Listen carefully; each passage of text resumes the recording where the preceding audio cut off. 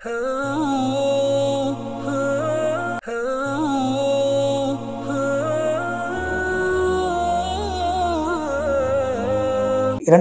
புனித Medina முனவ்வராவுடைய ஹுத்பாவை ஹத்தீப் Hussain all ஷேக் ஹஃபிதஹுல்லாஹ் நிகழ்த்தியிருந்தால் ஹுத்பாவின் தலைப்பு ரஜப் மாதம் சம்பந்தமான சட்டத்திட்டங்களும் சிறப்புகளும் என்பதாகும். அல்லாஹ்வை புகழ்ந்து நபி ஸல்லல்லாஹு அலைஹி வஸல்லம் அவர்கள் மீது ஸலவாத்து ஸலாம் சொல்லி தக்வாவை வலியுறுத்தியதன் பின்பு ஹத்தீப் அவர்கள் இஸ்லாமிய மார்க்கம் என்பது ஒரு அடிப்படையான ஒரு மார்க்கமாக இருக்கிறது. அந்த அடிப்படையில் இஸ்லாமிய மார்க்கத்தில் கடமையாக்கப்பட்ட விடயங்களுக்கு குர்ஆன் ஹதீஸிலிருந்து ஆதாரம் இருக்க வேண்டும். ஆதாரத்தின் அடிப்படையில் எந்த அமலை செய்தாலும், ஆதாரம் இன்றி எந்த அமலை செய்தாலும், எந்த வணக்க வழிபாடில் ஈடுபட்டாலும் அது நிராகரிக்கப்படும். அதற்கு நபி ஸல்லல்லாஹு அலைஹி வஸல்லம் அவர்கள் சொன்ன ஒரு ஹதீஸை ஞாபகப்படுத்தினார்கள். அதாவது புகாரி முஸ்லிமில் வரக்கூடிய ஹதீஸ், யார் என்னுடைய மார்க்கத்தில் புதிய விடயங்களை ஆரம்பிப்பார்களோ அது நிராகரிக்கப்படும். அதே நேரத்தில் முஸ்லிமுடைய அறிவிப்பில் வருகிறது, யார் இந்த மார்க்கத்தில் இல்லாத ஒரு கர்மத்தில் ஈடுபடுவார்கள் செய்வார்களோ அது நிராகரிக்கப்படும். எனவே அல்லாஹ் தஆலா இந்த சமூகத்துக்கு புனிதமான மாதத்தை 4 மாதங்களை அல்லாஹ் கொடுத்திருக்கிறான்.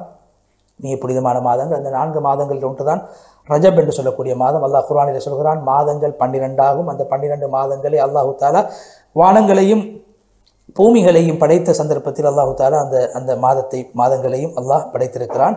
அதே நேரத்திலே அந்த மாதங்களில் 4 மாதங்கள் மிக சிறந்த மாதங்களாகும். எனவே பொதுவாக நாங்கள் எல்லா மாதங்களையும் மதிக்க வேண்டும். எல்லா சந்தர்ப்பத்திலும் அல்லாஹ்வுடைய அடையாள சின்னங்களை நாங்கள் கண்ணியப்படுத்த வேண்டும், மதிக்க வேண்டும். குறிப்பாக இவ்வாறான விசேஷமான புனிதமான மாதங்களை நாங்கள் மிகவும் கண்ணியப்படுத்த வேண்டும். பாவங்களை விட்டு நன்மைகளையும் பால்வரைய வேண்டும். அநியாயங்களை விட்டு நல்ல விடயங்களின் பக்கம் நாங்கள் போட்டி போட வேண்டும். அதே போன்று மார்க்கத்தில் தடுக்கப்பட்ட விடயங்களை நாங்கள் விட்டுவிட வேண்டும். புது நூதனமான விடயங்களை நாங்கள் உருவாக்கக்கூடாது. அது இபாதத் சார்ந்த விடயங்களில் குறிப்பாக நாங்கள் பித்அத்துக்களை, நூதனமான விடயங்களை நாங்கள் உருவாக்கக்கூடாது. அதே போன்று உலமாக்களுடைய மார்க்க அறிஞர்களுடைய ஒரு கருத்தை ஹதீப் அவர்கள் ஞாபகப்படுத்தினார்கள். மிக உறுதியான ஒரு விடயம் என்னவென்றால், அதாவது ரஜப் மாதத்துக்கென்று விசேஷமான எந்த ஒரு தொழுகையும் எந்த ஒரு அமல் இபாதத்துக்களும் எங்கும் சொல்லப்படவில்லை. எல்லா காலங்களிலும் செய்ய இயலுமான அமல்களைத்தான் நாங்கள் ரஜபுடைய காலத்தில் செய்வோம். ரஜப் மாதத்துக்கென்ற குறிப்பிட்ட வணக்க வழிபாடுகள் ஒன்றுமே கிடையாது. அதுக்கான ஆதாரங்களும் கிடையாது. அதே நேரத்தில் இந்த ரஜபுடைய மாதத்திலே ஒரு ஓதப்படக்கூடிய, அதாவது சொல்லப்படக்கூடிய ஒரு விடயம் என்னவென்றால், ரஜப் சம்பந்தப்பட்ட விடயத்தில் சொல்லப்படக்கூடிய அநேகமான ஹதீஸுக்கள் ஒன்று அது இட்டுக்கட்டப்பட்ட ஹதீஸ்களாகவோ அல்லது மௌது, அதாவது பலகீனமான ஹதீஸ்களாகவே தான் அவைகளை நாங்கள் காண்கின்றோம். ரஜபுடைய மாதத்தில் குறிப்பாக நின்று வணங்குவது என்பது, அந்த மாதத்தை குறிப்பாக வணக்க வழிபாடுகள், அந்த மாதத்தில் மாத்திரம் விசேஷமாக அமல் மாதத்தில் ஈடுபட வேண்டும் என்று வலியுறுத்தப்படுவது என்பது அது இஸ்லாத்தில் அதற்கான தெளிவான ஆதாரங்கள் கிடையாது. ஆனால் குறிப்பாக அல்லாஹ் தஆலா இப்படியான புனிதமான மாதங்களை கண்ணியப்படுத்த வேண்டும். அது அவ்வாறான மாதங்களில் அநியாயங்களை செய்யக்கூடாது. குறிப்பாக எப்போதும் அநியாயம் செய்யக்கூடாது. விசேஷமாக இவ்வாறான மாதங்களிலே அநியாயங்களில் ஈடுபடக்கூடாது என்ற விடயத்தை ஹதீப் அவர்கள் ஞாபகப்படுத்திவிட்டு, அதே நேரத்தில் ஹதீஸ் துறை அறிஞர்கள் இந்த மாதத்திலே சில பேர்கள் ஓதக்கூடிய ஒரு துஆதான், யா அல்லாஹ் எங்களுக்கு ரஜபுடைய மாதத்திலும் ஷஅபானுடைய மாதத்திலும் பரக்கத் செய்து ரமதானை அடைந்து கொள்ளக்கூடிய சந்தர்ப்பத்தை தருவாயாக என்ற துஆவை செய்கிறார்கள்.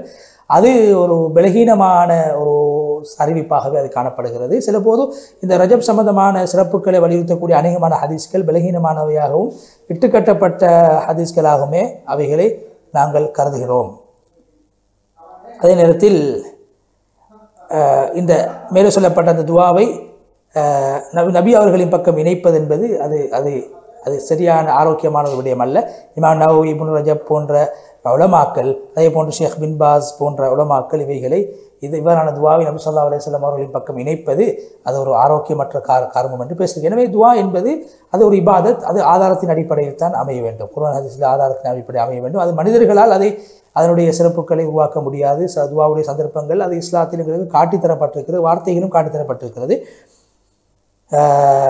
ஃபுதைல் இப்னு இயாத், அதே போன்று இப்னு ரஜப் போன்ற இமாம்கள் சொல்கிறார்கள், எங்களுடைய முன்னோர்கள் இந்த ரஜபுடைய மாதம் வருவதற்கு, ரமதானுடைய மாதம் வருவதற்கு 6 மாதங்களுக்கு முன்னால், யா அல்லாஹ் எங்கள் ரமதானை அடைந்து கொள்ளக்கூடிய சந்தர்ப்பத்தை நீ தருவாயாக என்றும், ரமதான் முடிவடைந்ததற்கு பின்னால் யா அல்லாஹ் ரமதானில் செய்த நீ அமல்களை ஏற்றுக்கொள்வாயாக என்றும் தான் அந்த துஆவை ஓதி வந்திருக்கிறார்கள். ரமதான் வருவதற்கு 6 மாதங்களுக்கு முன்னால் யா அல்லாஹ் ரமதானை அடைய செய்வாயாக, ரமதான் முடிந்த 6 மாதங்களாக ரமதானுடைய காலத்தில் நாம் புரிந்த வணக்க வழிபாடுகளை யா அல்லாஹ் நீ ஏற்றுக்கொள்வாயாக என்று துஆ செய்து. எனவே நீங்கள் குர்ஆனில் ஹதீஸ் சொல்லப்பட்ட விடயங்களை பின்பற்றுங்கள், நீங்கள் வெற்றி அடைவீர்கள். அந்த மார்க்க விடயத்தை பின்பற்றுங்கள், நீங்கள் வெற்றி அடைவீர்கள்.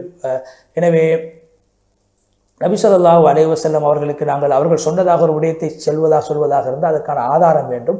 உறுதியாக இருந்தால் மாத்திரமே, மார்க்க அறிஞர் உறுதியாக நபி அவர்கள் இதை சொல்லியிருக்கிறார் என்று சொன்னால் மாத்திரமே நாங்கள் அதை நபி அவர்களின் பக்கம் இணைக்க வேண்டும். அல்லாஹ்வுக்கும் ரசூலுக்கும் நீங்கள் அல்லாஹ் குர்ஆன் சொல்லி அல்லாஹ் ரசூலுக்கு கட்டுப்படுங்கள், உங்களுக்கு அல்லாஹ்வுடைய ரஹ்மத் கிடைக்கும். நபி ஸல்லல்லாஹு அலைஹி வஸல்லம் மீது அதிகமாக ஸலவாத்து சலாம் சொல்லுங்கள் என்று சொல்லி நீண்ட துஆவை செய்து குத்பாவுடைய முதல் பகுதியை விட்டும் ஹதீப் ஹுசைன் ஆலு ஷேக் ஹஃபிதுல்லாஹ் அவர்கள் விடைபெற்று சென்றார்கள். குத்பாவுடைய இரண்டாவது பகுதியில் ஹதீப் அவர்கள் மிக சுருக்கமாக இஸ்லாத்தில் சொல்லப்பட்ட நபி ஸல்லல்லாஹு அலைஹி வஸல்லம் அவர்கள் காட்டி தந்த அந்த துஆக்களில் தான் நாங்கள் கவனம் செலுத்த வேண்டும். மாற்றமாக நாங்கள் இஸ்லாத்தில் குறிப்பிடப்படாத துஆ என்பது இபாதத்தாக இருக்கிறது, அவ்வாறான விடயங்களில் நாங்கள் ஈடுபாடு காட்டக்கூடாது. எனவே ஒரு ஆதாரத்தை துஆ என்பது ஒரு இபாதத், அந்த அடிப்படையில் அது குர்ஆன் ஹதீஸுடைய ஆதாரத்தின் அடிப்படையிலே தான் அது அமைய வேண்டும். நபி ஸல்லல்லாஹு அலைஹி வஸல்லம் அவர்கள் விசேஷமாக இந்த ரஜபுடைய மாதத்துக்கென்ற குறிப்பிட்ட துவாக்களை செய்தது கிடையாது. மக்களுக்கு மத்தியிலே அந்த அல்லாஹ் ரமலானுடைய மாதத்தை அடையக்கூடிய சந்தர்ப்பத்தையும் ரஜப் மாதத்திலும் ஷாபான் மாதத்திலும் துவா செய்வாயாக என்ற அந்த துவா அதை நவவி இப்னு ரஜப் ரஹ்மஹுல்லாஹ் போன்ற இமாம்கள், அதே போன்ற நவீன இமாம்கள் ஷேக் பின் பாஸ், ஷேக் அல்பானி போன்றவர்கள் அந்த ஹதீஸை அந்த துவாவை பலகீனம் என்று சொல்லியிருக்கார். எனவே துவா நாங்கள் அது ஆதாரத்தின் அடிப்படையில் அமைக்கப்பட வேண்டுமே தவிர அவைகளை நாங்கள் புதிதாக நாங்களாக அதனுடைய சிறப்புகளை நாங்கள் உருவாக்கிவிடக்கூடாது என்ற விடயத்தை குத்பாவுடைய இறுதியில் மீண்டும் அவர்கள் வலியுறுத்தி நீண்டதொரு துவாவை செய்து புனித மதீனா முனவ்வராவுடைய குத்பாவை விட்டும் ஹதீப் ஹுசைன் ஆலு ஷேக் ஹஃபிதுல்லாஹ் அவர்கள் விடைபெற்று சென்றார்கள். அடுத்ததாக நேயர்களுக்கு புனித மஸ்ஜித் அக்ஸாவுடைய குத்பாவை நாங்கள் மொழிபெயர்க்க உள்ளோம். அதற்கு முன்னால் சிறியதோர் இடைவேளை.